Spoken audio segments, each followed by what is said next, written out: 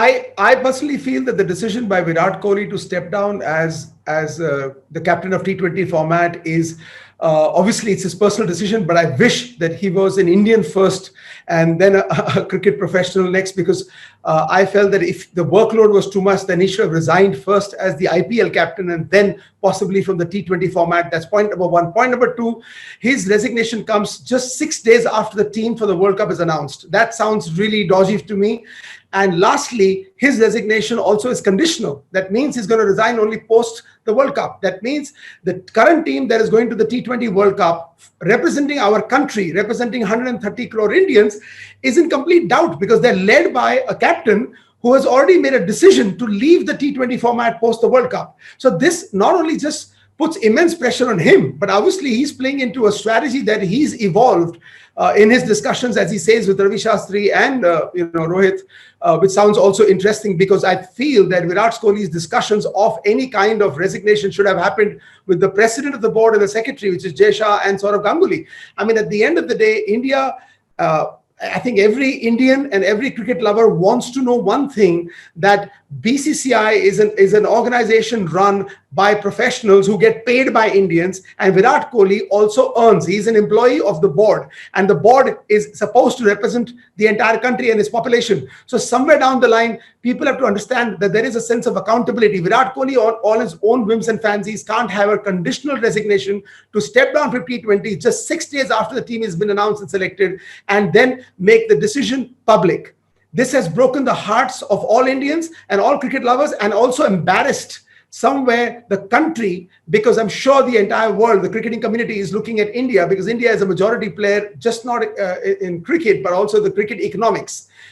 We bring in nearly 90% of the revenue to the world of cricket. So I feel somewhere that this is an inappropriate decision and it's unfair. And I again sort of say it again on record that I felt that if the workload was too much, I would have really appreciated Virat Kohli first resign from the T20 IPL format and then maybe looked at the resignation from the Indian team. I feel that his resignation by tweet not just embarrassed all his fans, cricket lovers, and the nation, but also embarrassed BCCI. Now, BCCI is the Board of Cricket Control of India. It represents the interest of cricket of the country, and it represents 130 crore Indians and cricket lovers. So therefore, BCCI, I feel, has been caught off guard. Also, an interesting thing is that BCCI has a president, has a secretary, has a treasurer. It also has a bunch of selectors. All these people are professionally paid to do their jobs. Are you trying to tell me that the board did not know this coming? Did not know that Virat Kohli was going to resign? The board had no clue. The board has no strategy in mind to understand what is going on in the ranks of the players and the captaincy issues.